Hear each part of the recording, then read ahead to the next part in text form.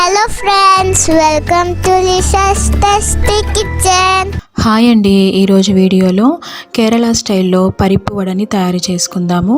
పరిప్పు వడ అంటే పప్పు వడ అండి.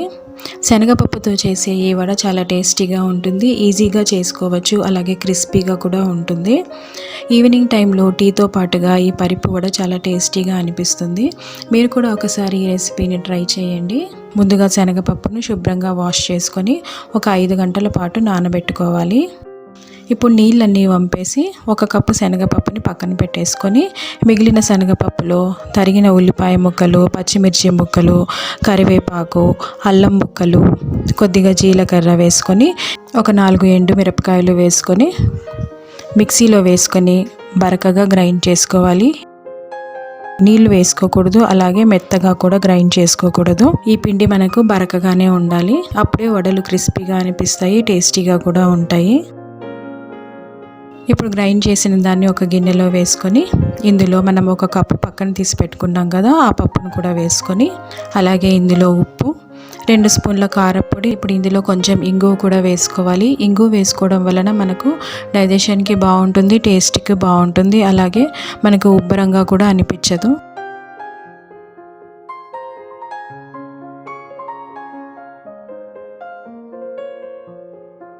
ఇవన్నీ బాగా కలుపుకొని పిండిని చిన్న ఉండల్లాగా తీసుకొని అరచేయి మీద పెట్టుకొని ఫ్లాట్గా ఒత్తుకోవాలి.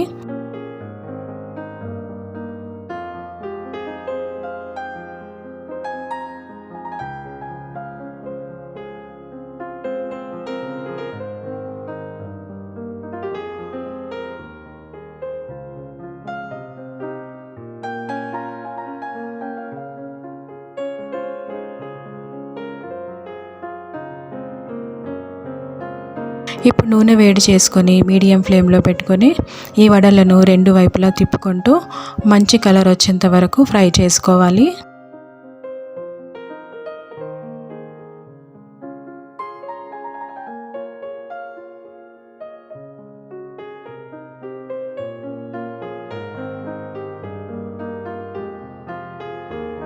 ఫ్రెండ్స్, మీకు ఈ వీడియో నచ్చినట్టయితే తప్పకుండా నా ఛానల్ని లైక్ చేయండి, షేర్ చేయండి, మరియు సబ్స్క్రైబ్ చేసుకోండి.